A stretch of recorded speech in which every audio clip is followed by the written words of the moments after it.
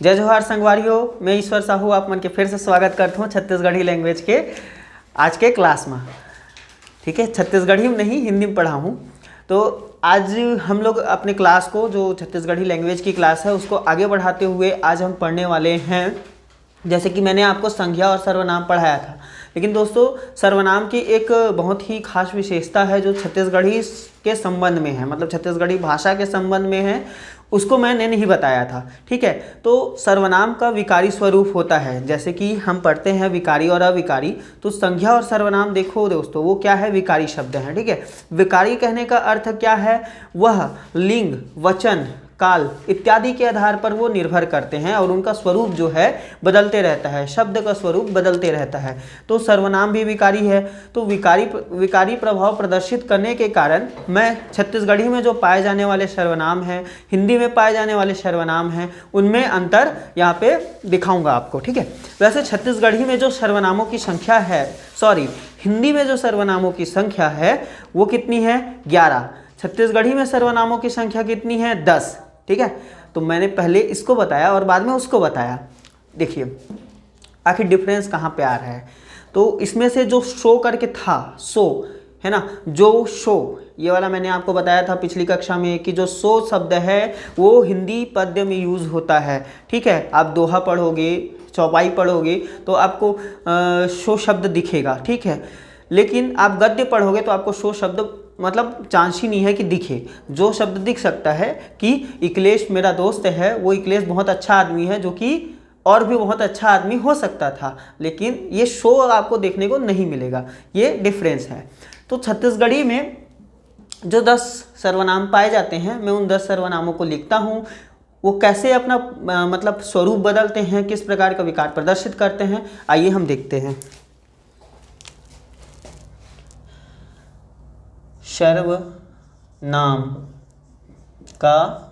सर्वनाम का विकारी, सर्वनाम का विकारी स्वरूप। ठीक है, सर्वनाम का विकारी स्वरूप। मेंस के पेपर में आज आप अच्छा कलेक्शन करना चाहते हैं तो छत्तीसगढ़ी लैंग्वेज से थोड़ा जुड़ना प्रारंभ कीजिए, क्योंकि बहुत सरल भाषा है, आसानी से समझ में आएगी, आसानी से सीखोगे भी और ज़्यादा नंबर कलेक्ट भी करोगे। तो मैं, ठीक है, मैं, तय, मैं, तय, ये है, वो है, ठीक है, ये है, वो है, आप मन, ठीक है, जौन, ठीक, कोन्हो, कुछु,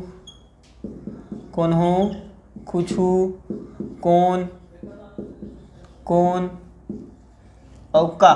ठीक, 1 2 3 4 5 6 7 8, ये 9 और ये 10।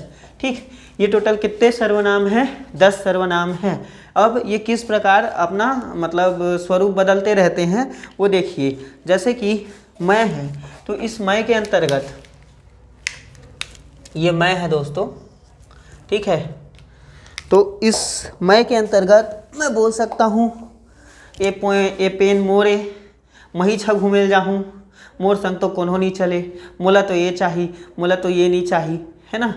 तो जैसे कि हमन करेंगा, हमार घरे, है ना, हमन ले कौन छीन पाही। तो आप देख रहे हो कि जो मैं है, जो मैं शब्द है वो कई प्रकार के स्वरूप को प्रदर्शित कर रहा है, कई प्रकार में बट रहा है, कई विकारों को प्रदर्शित कर रहा है। जैसे कि परिवार वाले घूमने जा रहे हैं तो महू जाऊँगा घूमे बर, महू जाऊँ, सब्बो काम ला मैं करो का, ऐसा। ठीक है, हमर संगवारी मन घूमेल जाथे। ठीक है, हमर बर मतलब हमार संगी संगवारी मन घूमेल जाथे। ठीक, मोला बर्फ खरीद के दे दे काका। ठीक, तो आप देख रहे हो कि मैं, मही, हमर, तुमन, मोला। तो इसका सबसे पहले मैं हिंदी शब्द बता देता हूँ। हिंदी में इसका अर्थ होता है मैं। ठीक, हिंदी में इसका अर्थ होता है मैं। ठीक, अब देखते जाइए। जैसे महू मतलब मैं भी, महू मैं भी। महिच मतलब सिर्फ मैं। हमर मतलब हमारा। ठीक है, हमर संगी मतलब हमारे दोस्त, हमार संगी मतलब हमारे दोस्त। और मोला मतलब मुझे। तो आप ये देखते जाइए कि ये मैं के अंतर्गत ही है। और सर्वनाम जो है वो क्या कर रहे हैं, काल के आधार पे, संगी लिंग के आधार पे, वचन के आधार पे अपना स्वरूप क्या कर रहा है, बदल रहा है। क्यों? क्योंकि ये विकारी है। ठीक है, ओके। अब हम लोग पढ़ते हैं तय।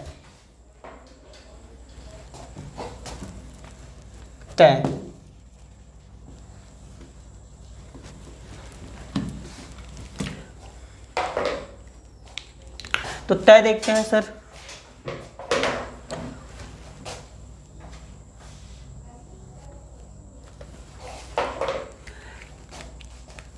तय का अर्थ होता है हिंदी में तुम। क्या होता है हिंदी में इसका अर्थ? तुम। ठीक है, अब तोला, ठीक है, तुमन, तही होशियार है रजगा, हई तीछा बस जाबे, ऐसा टाइप। ठीक है, तोला, तुमन, तही, तउन। ठीक है, और तुहर बर, जैसे तुहर द्वार, जैसे कि पढ़ई तुहर द्वार योजना है ना। तो आप उसी से समझ सकते हो तुहर यूज हो रहा है। तो तय के भी मतलब बहुत सारे रूप निकल गए कि तोला, तो तोला मतलब तुमको, है ना, तुमको। ये हिंदी शब्द बता रहा हूँ, ये हिंदी है, हिंदी। ओके, और दिस वर्ड इज छत्तीसगढ़ी।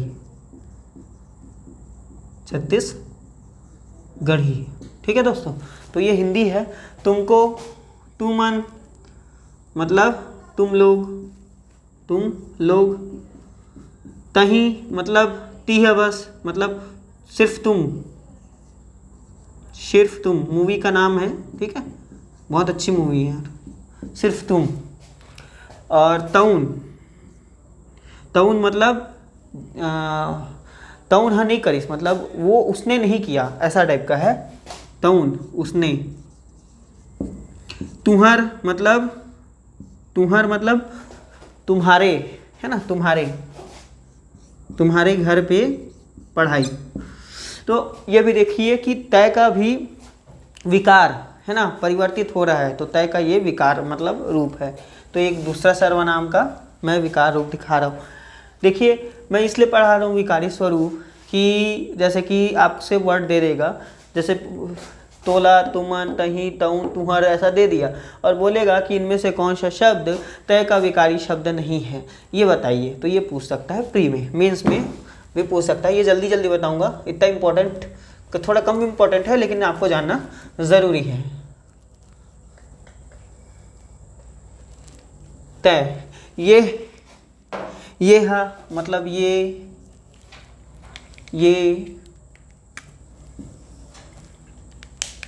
ये का अर्थ होता है यह। ठीक है, ओह मतलब वह का अर्थ होता है वह। आप मन के मतलब अर्थ होता है आप लोग। ठीक है, जौन का अर्थ होता है जो। कोन्हो का अर्थ होता है ना, कोन्हो मतलब कोई। ठीक है, कुछू का अर्थ होता है कुछ, है ना। कौन का अर्थ होता है कौन, और का अर्थ होता है क्या। ठीक, हिंदी में मैंने सबके अर्थ बताए हैं। ठीक, यह मतलब इट रहा, मतलब ये मन, ये ही मन। ठीक है, यह करा, ये मन हो गया ये मन हो गया, ये हरे हो गया। ठीक है, ये कर सेती हो गया, ये कर सेती हो गया, ये सब। वोहा मतलब वोमन, ओमन, ठीक है। ओकर करा, ओकर करा, ठीक है। उहाँ मतलब उहाँ मतलब ओ डहार, ओ डहार, ऐसा। तो ये भी मतलब बदल रहा है, ठीक है। आप मन मतलब अपने आप, अपने आप, अपने अपन, अपने अपन, ठीक है। तो ये बदल रहा है, जल्दी जल्दी बता रहा हूँ, बस आपको सिर्फ समझाने की कोशिश कर रहा हूँ कि इनके विकारी हो सकते हैं। आप जब बनाते रहेंगे तो आपको दिमाग में रखना है कि सर्वनाम के विकारी शब्द बनते हैं, ठीक है। ओके दोस्तों, ओके। जौन मतलब जैसने, जौन मतलब जो। एक सेकंड, जैसे कि जो जौन और तौन ये पढ़ते हैं ना, तो वो जो और सो ऐसा टाइप का एक फीलिंग आता है कि जैसने, जौन, जैसे, जैसे, ठीक, ऐसा। कोई, कोई मतलब ये हिंदी है, ठीक है। तो कोन्हो, कोन्हो का मतलब होता है कोई, कोई इसका अर्थ हो गया, ठीक है। तो कोन्हो डहान, कोन्हो, कोन्हो कोन्हो, ठीक है। कोन्हो कोन्हो, कभू कभू, कोन्हो कोन्हो, कभू कभू, ठीक। तो ये कोन्हो कोन्हो ज़्यादा सही है, इसका एक कोन्हो कोन्हो, जैसे एक के लिए कोन्हो डहान मत जावे, कोन्हो कोन्हो किसने किसने कथे, ऐसा शब्द आ सकता है, ठीक। कुछू, कुछू का अर्थ होता है, कुछू का अर्थ होता है कुछ, है ना। जैसे कि मैं बोल रहा हूँ कुछ भी करने का मन नहीं लगा था यार, है ना, कुछ भी करने का मन नहीं कर रहा है मेरा, तो कुछू करे के मन नहीं कर रहा हूँ, ठीक है। कुछ ना कुछ ना कुछ, तो